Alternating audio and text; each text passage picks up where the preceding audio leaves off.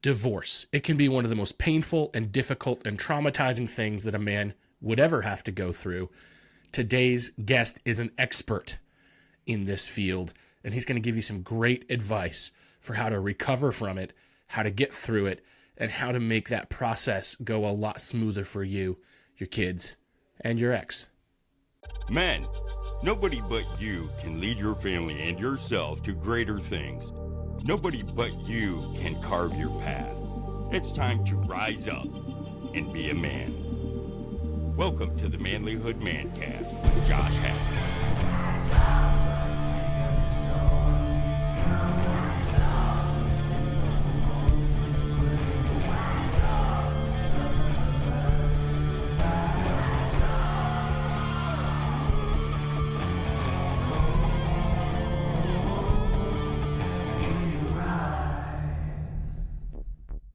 Gentlemen, welcome to the Manlihood Mancast. I'm your host, Josh Hatcher, and I am so glad that you guys are tuning in with us today. Listen, I just want to encourage you, if you like the stuff that we're doing here at Manlihood, it's up to you to help us reach more men. We have a pretty big vision. We want to see 1 million men reached with the message that we're doing here. So please like this, comment on it, share it with a friend, subscribe to the channel, leave a rating and a review, all of those things, because they're going to help us to reach more men with the message that they can be even better men.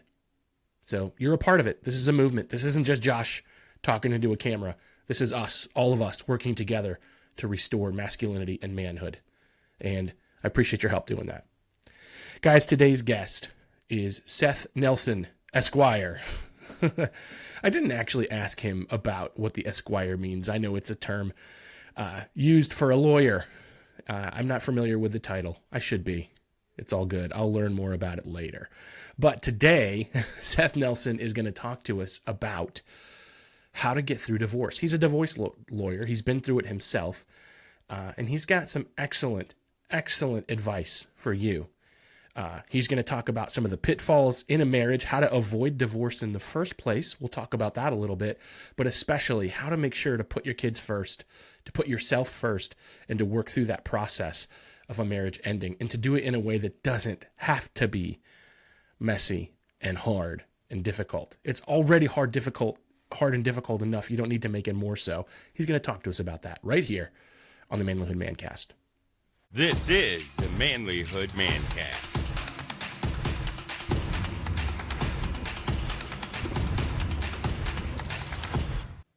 Seth Nelson, it is great to have you on the podcast today, man. Thanks for joining us. Yeah, thanks for having me. Excited to be here.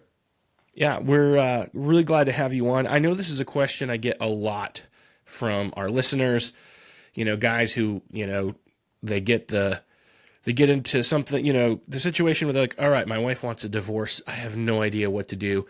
And, I'm happily married for 26 years and it's not something I know a whole lot about. And so I'm frequently kind of referring them to others, but I thought maybe we could speak to some of your expertise in that matter today. So why don't you tell me a little bit about yourself, the work you do, and how you can help? Sure. So that situation you just mentioned happens a lot, and we'll talk about that. And that doesn't happen overnight. It happens over time. So I'm Seth Nelson. I'm a divorce attorney in Tampa, Florida.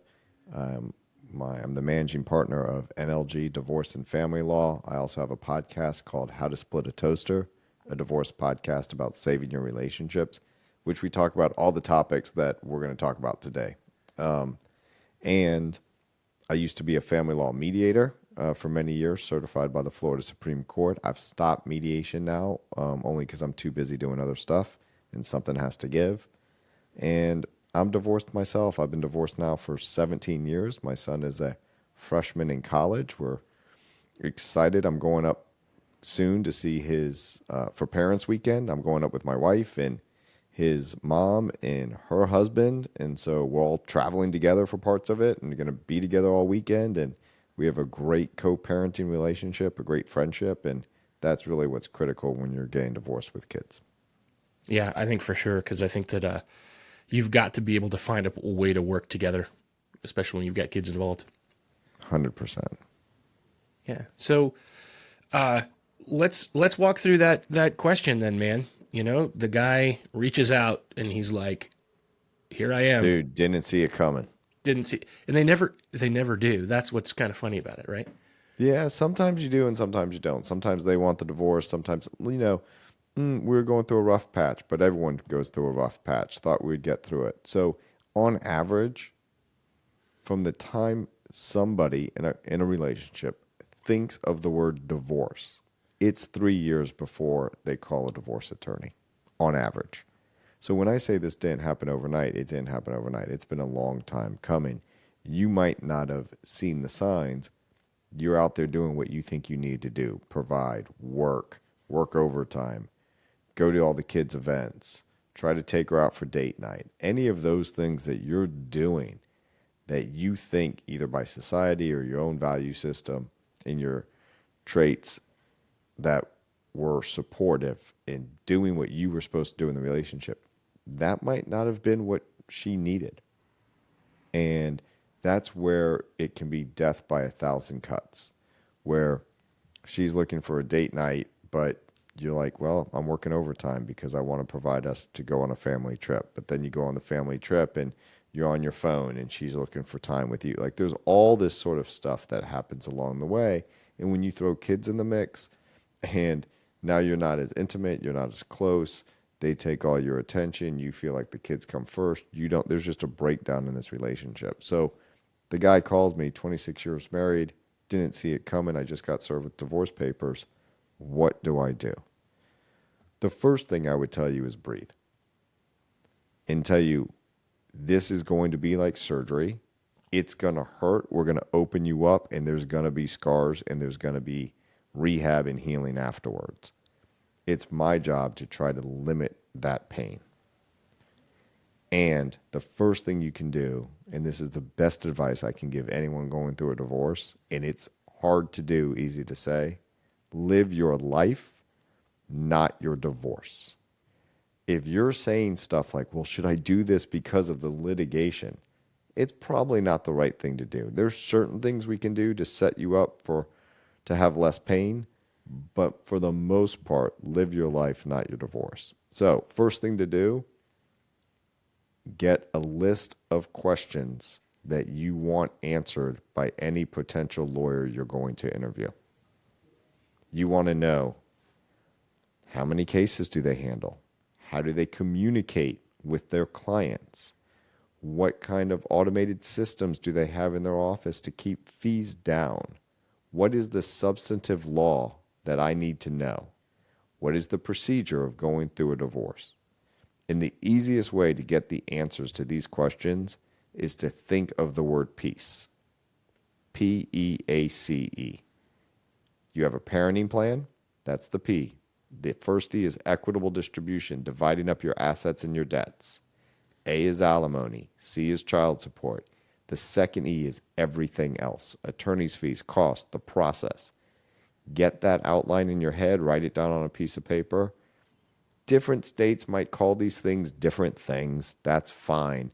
But that's all the 5 basic topics that are potential in every case. Yeah, I think that the thing that men especially need to do is to, I think, approach it where you're looking at it as, okay, like marriage is 2 things, right? It's a romantic relationship between 2 people, and it's also a business partnership in a way. And I think that when you're handling the divorce, you almost have to like compartmentalize those 2 things, because some people handle it with so much emotion, right? Where they're like, it turns into a battle and a fight, and they end up making a mess of things in the process because they take the emotion into the business end of things. Would you agree with that? 100%. There's 2 divorces going on in every case. The legal divorce, which is the process of the substantive laws that we just discussed a little bit of the outline. Then there's the emotional divorce. And I know this for certain. You will never get over the emotional divorce. You'll never have closure on that until at least the legal divorce is over. Now, you may never have closure.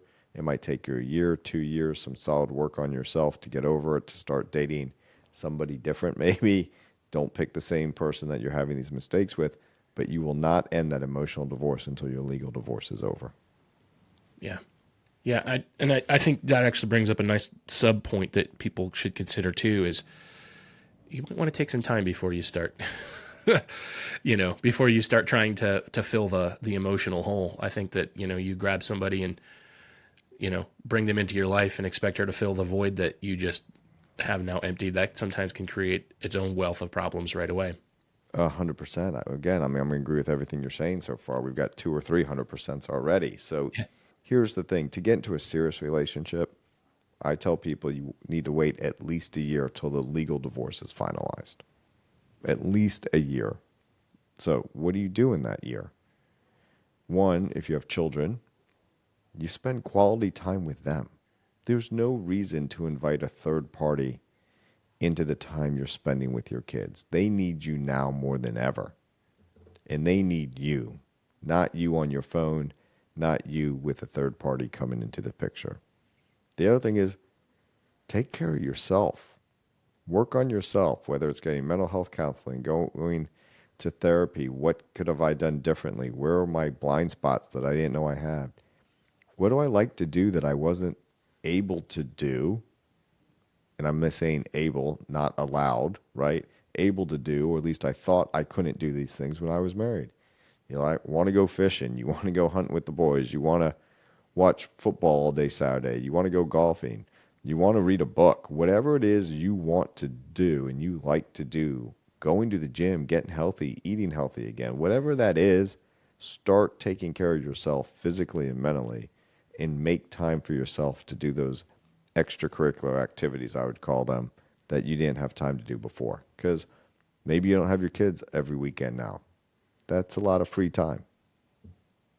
So one of the things in my conversations with guys going through this, I always tell them that same thing, work on yourself, because like a lot of times right now, and I know that there are all kinds of circumstances that divorce happens. So this is probably the most common scenario that I get. The guy feels blindsided because she wants a divorce.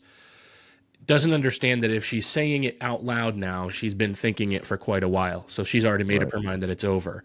He's like, okay, what can I do to fix this? And immediately goes into trying to save it mode. Right. And, I'm always like, if you work on yourself, then you can, get better, right? So that one, either you become the man that she needs and she changes her mind, or two, you don't, you're strong enough to handle the fact that she doesn't want you anymore. And don't hold out hope for the first one. Like, work on you for you, not for her. But that may be an added benefit, but it probably won't, Absolutely. And some things you can do while you're still married going through the process is learn to make requests, not demands. So it might be this. It's going to take me a little time to process that you just told me you want a divorce. It's pretty emotional. I'm pretty upset. I would like you to, I'm requesting that you really reconsider. And even though I might not have heard you in the past of you telling me what you need from me as a husband, I'm listening. And if I'm just asking you to think about this, and maybe we can have that conversation. And if the answer is no, the answer is no. You can also say, while we're going through this process and we live in this house, it's going to be pretty stressful. I don't think that stress should bleed on to the kids. So I'd like to set up a schedule where you're the parent on duty on certain days. And if I'm around, I'm happy to help. If they trip and fall and they come crying, I'm obviously going to help. But you're the parent on duty on certain days, and I'll be the parent on duty on other days.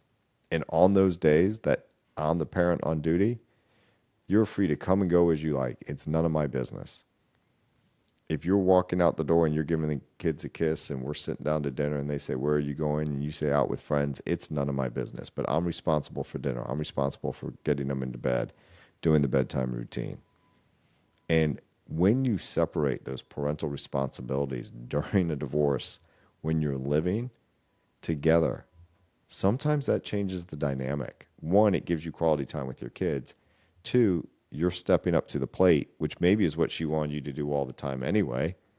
And 3, it gives her time and gives her space. And 4, it gives you time in your space. But it also shows you're going to say what you're going to do. You're going to do what you're going to say. And if your day is Tuesday, you're doing it. And you're putting a good meal on the table. You're reading the books. You're getting their teeth brushed. You're getting the homework done. You're parent on duty. What are the things, obviously you're dealing with things on the back end, right? Where they're like, okay, this is over and we need some help navigating it. So if you could, looking at all of the stories of the people that you've walked through this, if you could go back, 3, 4, 5 years, what are the things that you think they could work on now so that that doesn't come later? Do you think there's anything they could do differently or better? 100%. But I want to be very clear on this, Josh. I am going to set aside the following issues that get raised in divorce that are not going to be solved by the problem that I'm going to tell you you can solve. Domestic violence, alcoholism, addictions of any sort. Okay? Those are separate mental health issues. Also just mental health issues in them of themselves. Someone has bipolar disease, right? So if you don't have any of that going on, communication is the absolute key. I truly believe that when people are married that are not suffering from mental illness, narcissism, any of that stuff that I just put off to the side for a moment, no spouse intentionally hurts the other spouse with what they say or do. They're not doing it intentionally. So if your spouse says something to you that doesn't feel good, instead of getting defensive, instead of sniping back and saying, well, you did this, and no, I did that, no, that didn't happen, and you arguing about the past of what happened or didn't happen, neither one of you are going to convince the other. It's a stupid argument. You slow down and you say, what you just said didn't feel good to me. And I know that you did not intentionally hurt me, but I feel hurt now. This is what I heard you say. Is that what you meant? 9 times out of 10, they'll be like, oh my God, he's being open, honest, and vulnerable right here. That is a true man to me. And 2, no, that isn't what I meant. Right? But it's about making requests. And I'll give you a simple example that I just had with my wife this week. We've been dating for a long time, Josh. We got married in July. We've been very busy since then. So we actually haven't even moved in together. So we've lived together previously. So we know that it's going to be great. But we've just got a lot of balls in the air with a lot of stuff going on with our family and my work and her obligations. So I'm moving in. And I have 2 dogs. And she's a little stressed about the dogs messing up the house. So I'm moving in. And I feel like she's not really helping me, like, lug all my shit across town, right? And she says, I've been working on you moving in all day. And I'm like, okay, but I don't know that. What have you been doing? And it sounded very accusatory, right? And she goes, go open the closets. And I opened them up. And all the clothes I brought over before are all rearranged. They're in the perfect spot for me. It looks great. She's amazing at organization. But we didn't communicate well about, hey, Seth, why don't you go do this, this, and this? While you're gone, I'm going to rearrange the closets to make space for you. That took 10 seconds to say. And instead, it caused a 5-minute argument, right? And it was just hurt feelings. I felt like she wasn't supporting me. She didn't feel like I was supporting her. Neither one of those were true. In fact, the exact opposite was true. So communication is probably that first thing, and it probably solves a lot of the other issues that might arise as well if you start with communication clear and work on that. Any other issues in particular you think, aside from the daily on the communication though, Josh? It is daily, by the minute, by the day, right? That's the big one. The other one is, and this is kind of a subcategory of communication, you got to learn to communicate and talk about money. I see financial infidelity, or people deal with money differently. So if you are a spouse out there, if you're a guy out there, and you're not communicating with your spouse about where the money is, where it's coming in, where it's going, how much are you saving, where can we cut back because we're not saving for retirement the way that we should, Those are conversations you need to have, right? I think that people feel more secure when they have the knowledge. I've had people come to my office on both sides of it, men and women, and say, my husband filed for divorce or my wife filed for divorce. And I will ask them, does your spouse know about the finances? And they'll say no. And I'm like, that's been a problem in your marriage. I don't say that out loud unless they ask me. Mm-hmm. Because when you don't know something, right, you assume the worst. Your kid, 20 minutes past curfew, you can't see them. Find me on my friends on your cell phone or track, Life 365. You assume that they've been in a horrible car accident and they're in a ditch somewhere. Human nature. If they do not know about the finances, they don't feel connected to you, they think that things are bad, or they think that you're hiding money, it's all negative, negative, negative. Open up the books. Make sure. And if you're worried that they're going to start spending too much, that's another conversation. How much do we need to put away from retirement? Because you tell them, I want to be unemployed one day. That's called retirement. But I don't want my unemployment, i.e. my retirement, to impact our standard of living. This is what we need to do to get there. Yeah. Yeah. Making that plan and having that communication surrounding money, I think that's one of those things that is a very common issue, because if you're not being honest about it and you're not being open about it, are you lying about it? And I think that can be a good question that guys need to ask. A lot of times they are hiding money or they are hiding decisions or debt that they're making. And that's a problem. It's a huge problem. And when you go through a divorce and we open you up in surgery and we look at all your finances and it's not a pretty picture, that's going to be even more of a problem. Yeah. So we talked about some of those things that you can do to help avoid, the divorce from happening. Let's say you're at the place, right? You're over the cliff. This divorce is happening. Like she wants a divorce. You made the decision and you're moving forward. There's probably 1,000 pitfalls between the start of that and okay, your divorce papers are signed. What are the things that you need to watch out for or that you need to be careful of, especially as a man walking through that process? I think you said it earlier. This is now a business transaction. You need to remove the emotion. It is very hard to do what I'm about to say, but you cannot take this stuff personally. You cannot take this stuff personally. Because if a lawyer is taking your deposition where you're sitting there in front of a court reporter answering questions under oath, it's going to feel really personal. I assure you, to that lawyer, they've done it 1,000 times. They won't remember your case. And that's the type of case you want to have.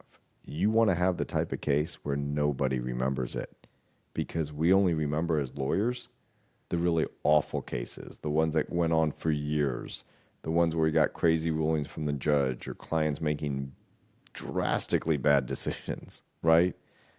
You want a case that no one remembers. Just good old run of the mill. So how do you do that? You live your life, not your divorce. What do I mean by that? Interview a lawyer, hire a good lawyer. Ask them how they communicate with you, like I said before, and then ask them for your homework assignments. And if you have to get a bunch of financial information together and you're not an organized guy, get someone to help you. If you tell your lawyer, I'm not organized, can I come in and meet with a paralegal?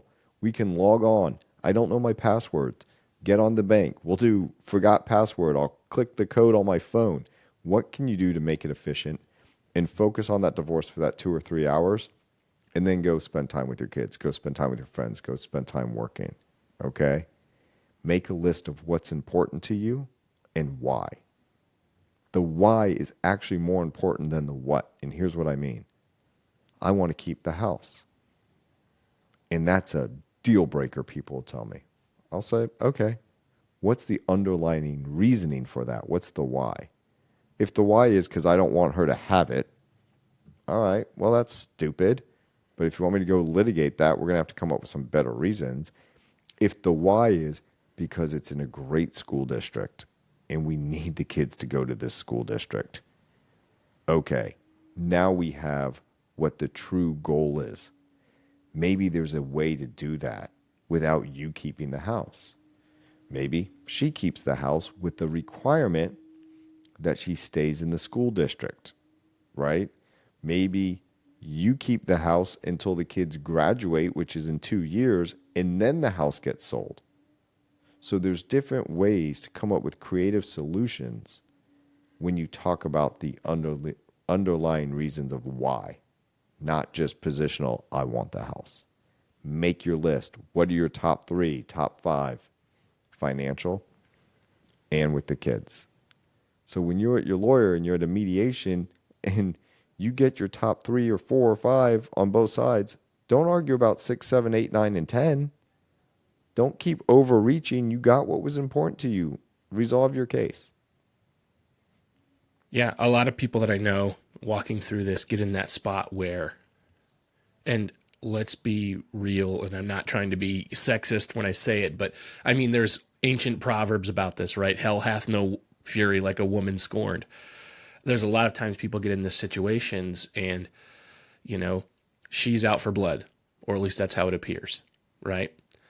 And then as a man, if we react to that, right, and then we decide, well, she wants this and she's doing this, so I'm going to do this. Like, how about we, like you said, focus on the most important things and the things that actually matter and not the emotional reaction to it? Because that's where things get messy. Right. And when you do that, when she's out for blood, the way you deal with that is you go to your lawyer and you say, under the law, what is she entitled to? And what am I entitled to? How does it work?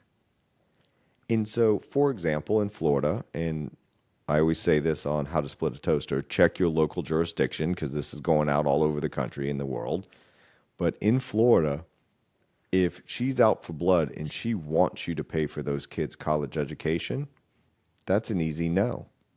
The reason why that's an easy no is because the judge is not allowed to order you to pay for a college education of kids that are 18 years or older. They don't have the power to do it. Other jurisdictions, I know that they can. Okay? So check your local jurisdiction. But if the judge says, if your lawyer says, yeah, you could be on the hook for college education, okay, let's talk about that. Now, in Florida, if she says, I want you to pay for the kids' college education, you're allowed to contract and say you will, but you're also allowed to just say no. You're also allowed to say, I'm willing to put money aside for the kids' college, but I think it's important that the kids know that both of us pay for their college, because I don't want it to be, oh, dad did everything financially and mom couldn't. So when we put money aside, it will be a we, which means we both get less, right? We're in this together for our kids. They know I've been working and you've been staying home, but when we talk about paying for their college or anything else we're paying for, it's because we believe it was best for them. And therefore, we decided to spend less money on discretionary fun things, instead put it away for college for their future. Mm-hmm. So when you're in that spot where she's out for blood and you're trying to stay calm and approach it, logically, what other things do you need to do to like, again, this is not something I've ever been through. I've just talked guys through some of it, and Sure. Again, not experiencing it. How do you? My thought is, like, if a woman's out for blood and the guy is like, "Hey, look, I'm just trying to do what's right for my kids and work through this in a way that's healthy," like, it seems to me like a good judge would see that. Well, one, you have good judge, right? Then you got to assume the good judge is not having a bad day. And trial is the worst place to solve disputes, especially in family law, because you don't get your day in court. Your lawyer gets your day in court. You get treated like a child. You sit there and you speak when spoken to, and it's only going to be a question and answer. So, some things to consider. Let's just take the division of assets and debts for a moment, because that's easy to do mathematically. If there's $100,000 in cash and it needs to be divided. And the law is very clear that she's going to get 50 G's and you're going to get 50 G's. But to your point, she's out for blood. And even though everybody is saying she's going to get 50 and you're going to get 50, there's no question that's what the judge is going to do. I'm making this as ironclad as possible in my hypothetical. But she just won't settle because she's out for blood. I'm going to advise my client to offer her 60 and you take 40. Now, you guys are listening like, why would you do that? It's 50-50. And the reason you do that is because by the time you get to trial and you get half and she gets half, you're going to get 30 and she's going to get 30 because the other 40 grand went to attorney's fees, cost, litigation expenses. So you need to look at the bigger pie, the bigger picture. You can't focus on this one account or I just want this because there's a cost to doing business and that cost is not cheap. So I would rather you pay her than pay me. And if you are going to court on principle, you're going to court on the wrong things. Because principle is your core. It makes up your DNA. I have never once and never will ask my client to settle on their principles. Not doing it. I'm asking something that cannot be done. But what I don't understand is why you'd go to court on principles. Because if you go to court and win, and the judge agrees with your principles, who cares? It's your principles. Do you really care what a governmental employee says? And that government employee is a judge. And if the judge disagrees with you, you're just going to say they got it wrong. Never once have I gone to court, lost, and my client said, you know what, maybe my principles were wrong. Let me reevaluate that. That just doesn't happen. So you're going for the wrong reason. Yeah. Yeah, so the goal is to try to get it all settled before it ever gets to the judge, right? Like 100%. so 100%. so that what you're presenting is, okay, here's what our agreement is. It's already worked out. And Right. that's going to be cheaper and it's going to be better for everybody if you can do it that way. One day of trial for me is $20,000 to $30,000. One day. Because I'm in trial 8 to 10 hours. You add up my billable rate, right? That could be 4 to 5 grand, just me. But then I've got to prepare about 3 hours of prep time for every hour in trial. So you add that up, you're at 20, 30 grand. You got cost for court reporters, cost for depositions, cost for experts. It adds up quick. Let's really try and get this thing settled. Yeah. You said earlier when we kind of talked about the ways that we're avoiding divorce and you subtracted a number of issues, right? Things like abuse, things like Mental health issues. yeah. Addiction. So I think in my experience, I've seen those issues be very large in the reasons, or at least the accusations of those issues. Sure, Right? good Because point. every divorced woman thinks her husband's a narcissist. Like, Yeah, it's amazing. I think marriage causes narcissism, like in the way it sounds. but looking at those issues, what would you tell guys who are in that situation where, okay, maybe he is talking about me? You know, what do you do there? How do you approach that if you've got those kind of issues in it? First off, if you're dealing with addiction, you got to own it. You got to own it, and you got to get help. And every single judge that's been in family law court across the country, I would bet, has heard he's an alcoholic, and then he says, no, I'm not. He's a narcissist. She's crazy, right? The judges are immune to this. It's scabbed over. That the scar's been formed, like whatever. They want to see what are the behaviors, and the judge will reach their own conclusions, right? Don't tell the judge the conclusion. Tell them the behaviors and then how those behaviors impact your case. So if you are suffering from alcoholism, get help. If you're being accused of being an alcoholic and they don't say it that nicely in court, right? What you can do is get a monitoring device We are sponsored at How to Split a Toaster by SoberLink. It's a handheld device that you can blow into. It has facial recognition, takes your picture, and gives your blood alcohol level. You do that for 6 months straight and stop drinking, and you do it 3 times a day. By the time you get to court or to mediation and they're saying you're an alcoholic, you've just pulled that argument right out from under them. It's done. You have independent, third-party, real-time verification backing up your story. And let's say you had a DUI a year before. Say, yeah, Judge, I had a DUI. And I realized that I had an issue. And here's how I dealt with that issue. That's a whole lot different than just saying, no, I'm not. And now it's a battle of the lawyers trying to prove it. Deal with it head on. I think with alcoholism, that's often the thing, right? They all like I don't have a drinking problem, they say, but okay, so can you go 60 days without it? And if you can't, then you might have a problem, And so, Right. yeah, I think removing that in that situation. Now, the problem though, are you familiar with Dr. John Deloney? Have you ever listened to his podcast or any of this? I have not. He's a really, really great guy. We had him on the show. He was talking about how, a lot of times alcohol is like the football helmet that you put on so that you don't, it like numbs the pain, right? When you're, and now all of a sudden you take it off and now all of a sudden you've got a whole lot more pain you got to deal with because you don't have that cushion around your Yeah, life. I love that. And, so if you're going to do that, which you probably should, if nothing else, to make sure that those accusations of you being an alcoholic are proven wrong because you've beat it, right?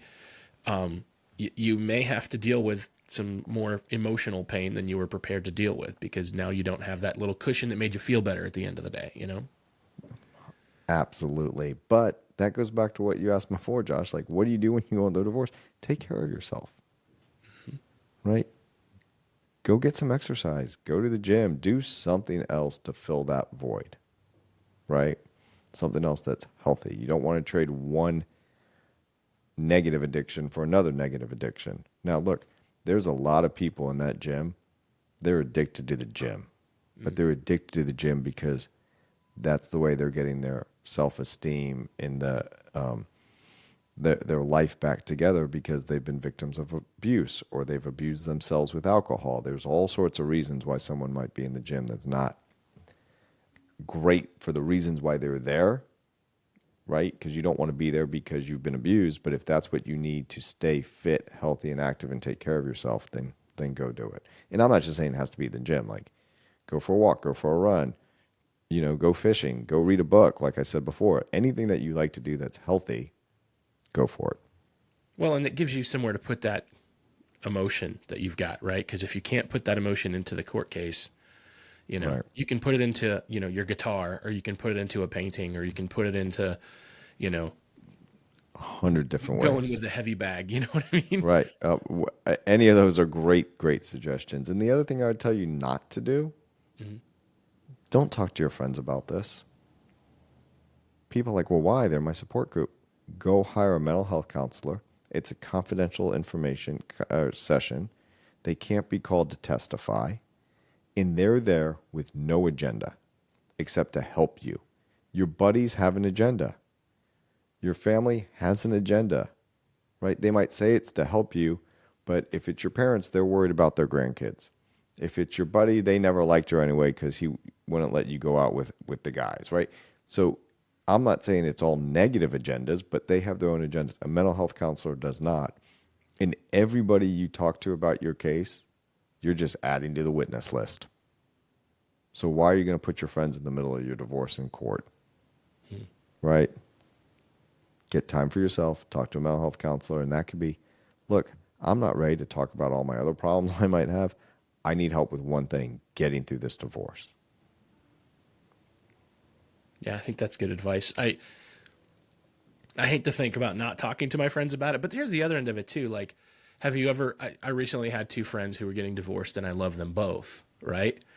And I'm like, here's the deal, guys. I'm not taking sides. I'm going to treat you both with love and respect, And as they go on and on about it, then I start to respect one less. Right. I don't want to be in that situation, Here's the thing. That's right. Like, look, Your issues are your issues.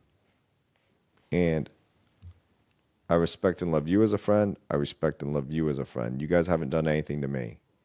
Now, if you've done stuff to each other, that's between you, right? I don't want to hear about it. I don't want to be involved in it.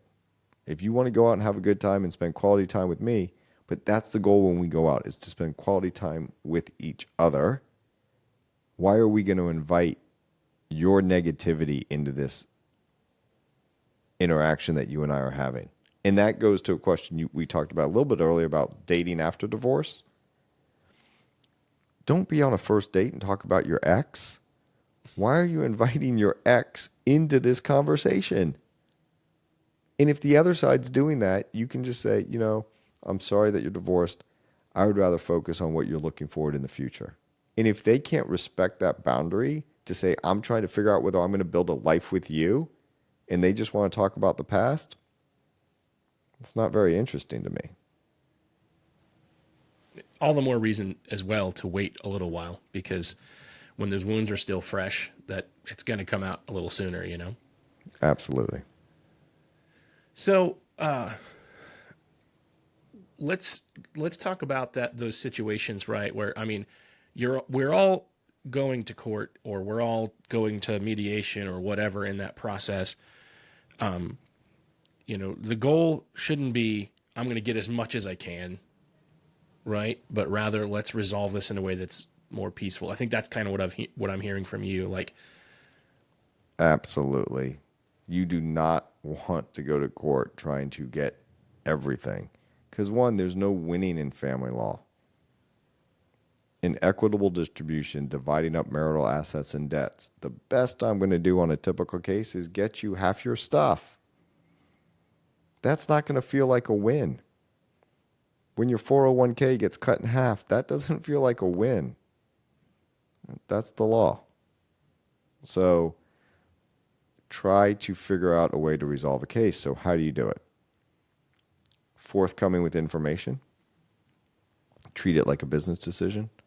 Do the analysis with your lawyer on worst case in court, best case in court, ways to get things settled. Don't get hung up on what ifs. And here's what I mean by what ifs. Well, what if she moves to a different school district? I want the kids to be in my school district. You can solve that. Like, okay, the kids will stay in this school district as long as one of us lives in the school district, right? But so many lawyers will argue to the nth degree in a settlement about what if. In court, you don't get any of the what ifs. It's all speculative. The judge isn't going to rule on that, so don't get hung up on that in a settlement. You can't solve every potential problem in a divorce with kids when they're 2 years old for the next 16 years. And I will tell you this, the parenting plan that people will go to trial over, or custody and visitation as some people call it, ultimately, in my mind, does not matter. And the reason why it doesn't matter, it's how you implement the plan. You could have the best drafted parenting plan in the world, and if you and your ex argue about it, it's going to hurt your kids. You can have a terrible parenting plan, but if you guys are free-flowing and it works for the kids and you change days and you both show up at their events and their soccer games and football games and their plays and their dance recitals, then you're getting along, that kid's going to end up better than the kid with the perfect plan that couldn't be implemented.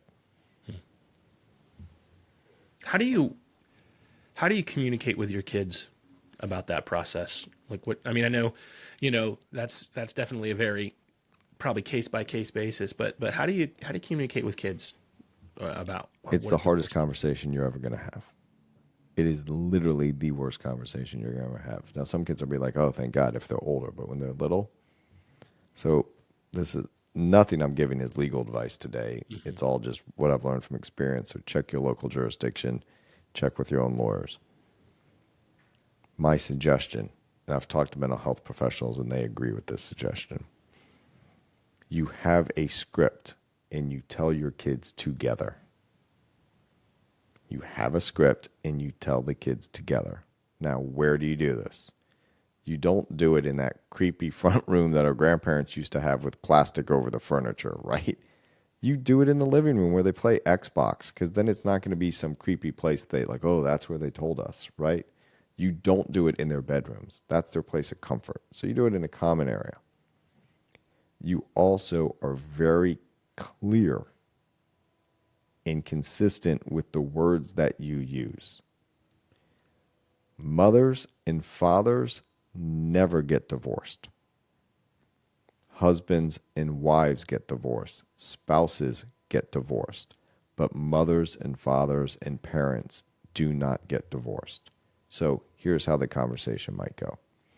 You sit them down and you say, let's say husband and wife, the husband says, your mom and I have been talking a lot, and we have some things that we want to share with you that we think is best for everybody.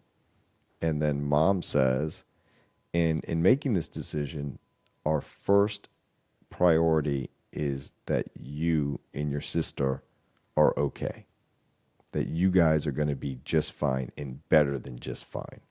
And then dad says, and mom and I have decided that we're not going to live together anymore. You're getting a divorce? No. Husbands and wives are getting a divorce. So as husband and wife, yes, we are getting a divorce. But as your mom and dad, we will never be divorced from that role. We will always love you. We will always care for you. Where are we going to live? That's a great question. We're figuring that out. But here's what we definitely know we're going to do. One of us is going to start looking for houses. Dad, is it you? Well, we haven't decided yet. Mom might stay in this house. Dad might stay in this house. We might sell the house and get 2 new houses with 2 new bedroom sets and 2 new Xboxes, right? But we're going to have you involved in that process. Our goal is to keep you in the school district because we want to keep you with your friends and your teachers. But you see, it's all about the kids and answering what they need, right? That's how these conversations are best for kids. Not come home and dad's moved out. Not mom and I are getting a divorce, right? Look at any picture a little kid has ever drawn. Does it ever say husband and wife? It's mom and dad. Use your words. Choose your words wisely. Yeah, I really like that because their frame of reference is based off of their relationship with you, not necessarily as much your relationship with each other. And if, especially if you've got kids, like you will always have kids together. So there's a relationship there that you need to respect because it affects them too. So, and like I said about implementing that plan, I am so fortunate. My son is 19 years old, freshman in college. We're all going up to Parents Weekend together. My former spouse, and that's another thing you can say. I used ex on this show, but when I refer to my former spouse, instead of my ex or my ex-wife, I think that's derogatory. I just say former spouse. So I'm going up with my former spouse, her husband, who is amazing, and my wife and I, and we're all going up for Parents Weekend. And that's how we view it.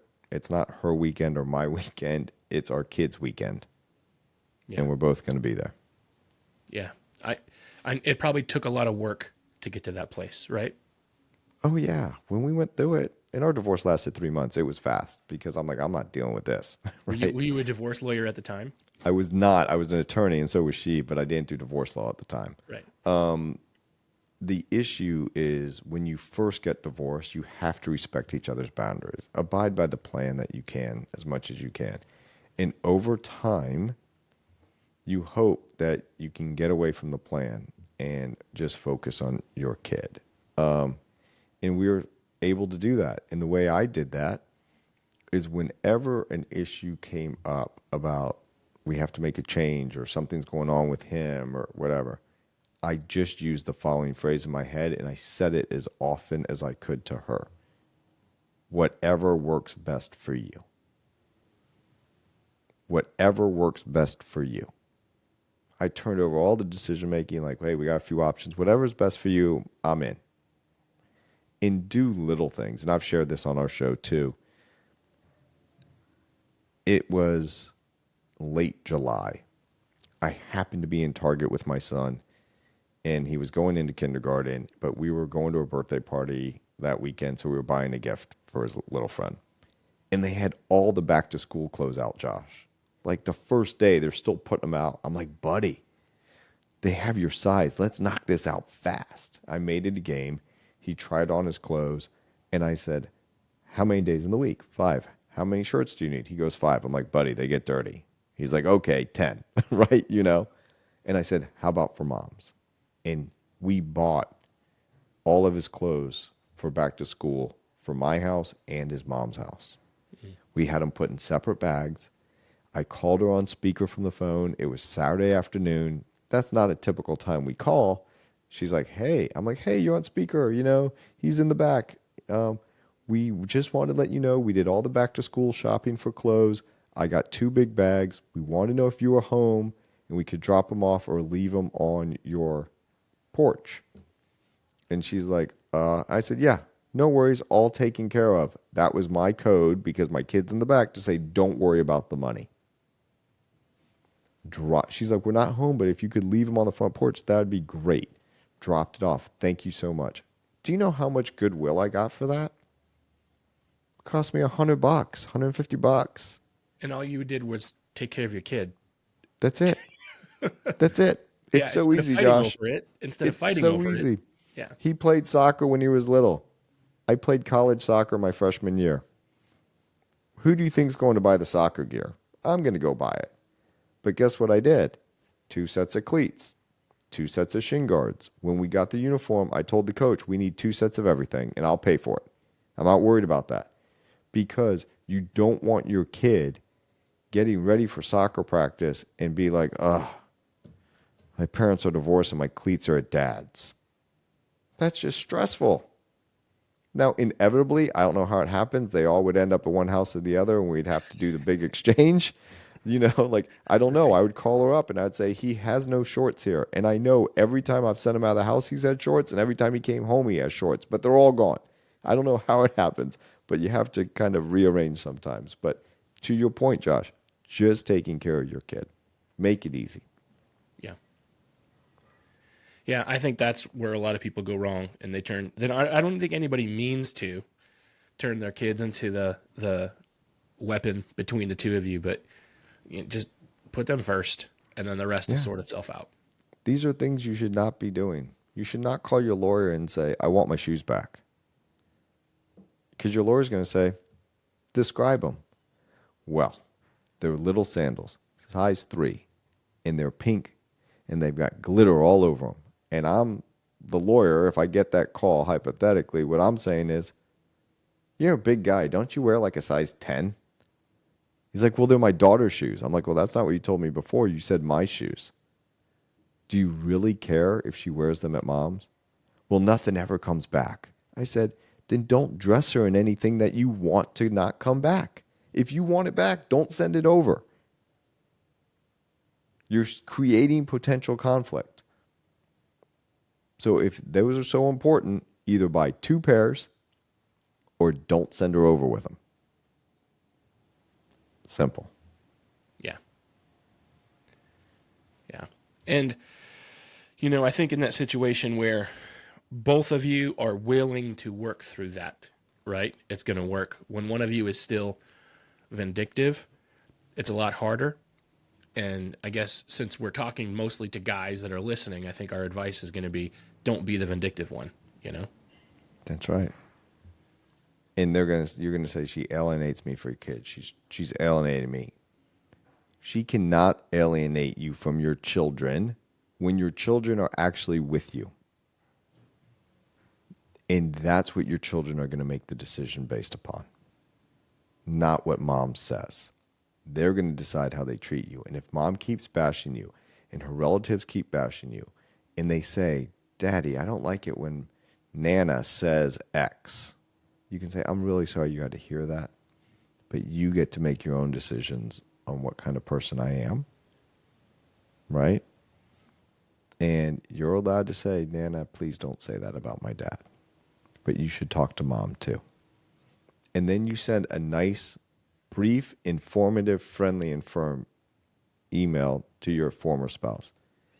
I am concerned because our, not my, you either use the child's name or you say our daughter told me this.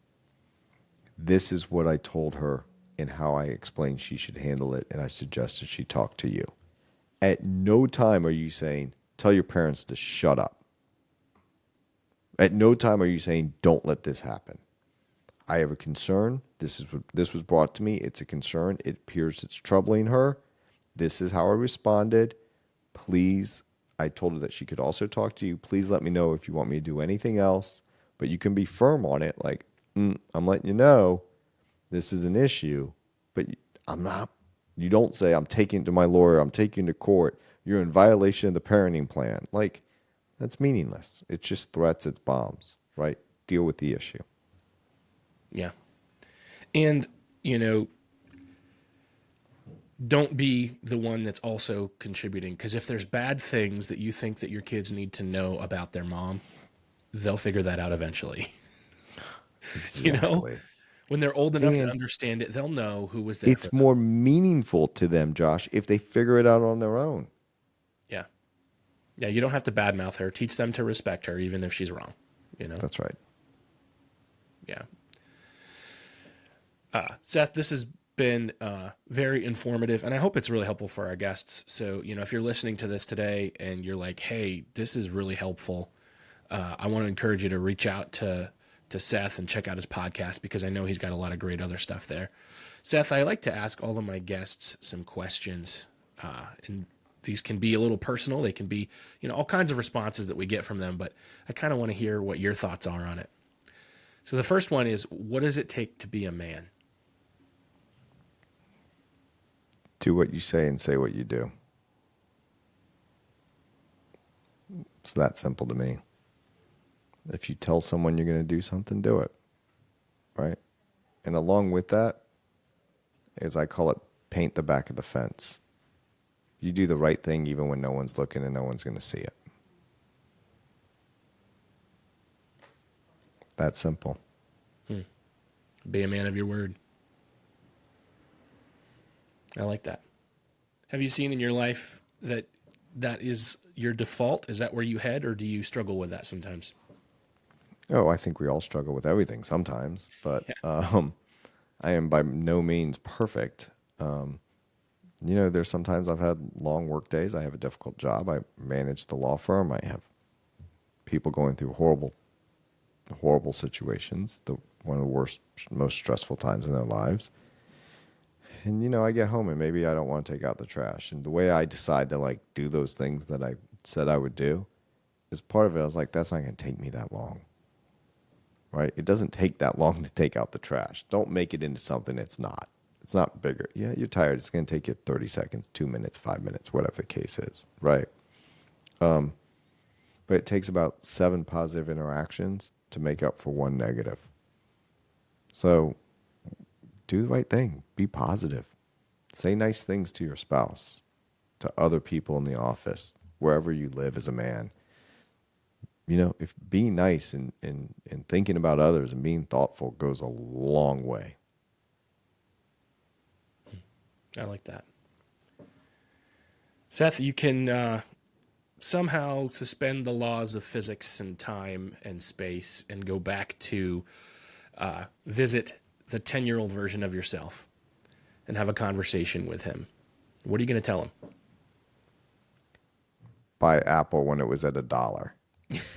No. Put all your money on this horse for the Kentucky Derby. Right? No. Couple things on this one. This is a great question, Josh. Is don't be afraid to make mistakes, because that's where you're going to do your best learning. Also, and this is financial, live within your means and save your money, because I see a lot of people that do not do that. And pay yourself first, because that shiny toy that you want when you're 10, you're going to want other things are going to be much more important to you when you're 30, 40, 50, 60, 70, 80, right?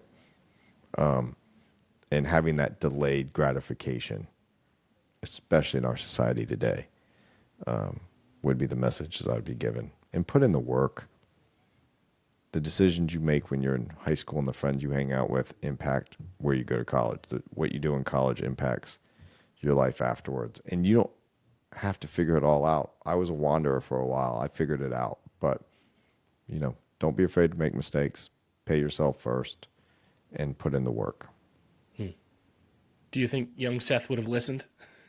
Hell no. That's always the thing that totally throws off the whole argument, right? Like, great question. Anyway, right? In fact, I'm sure people told me that.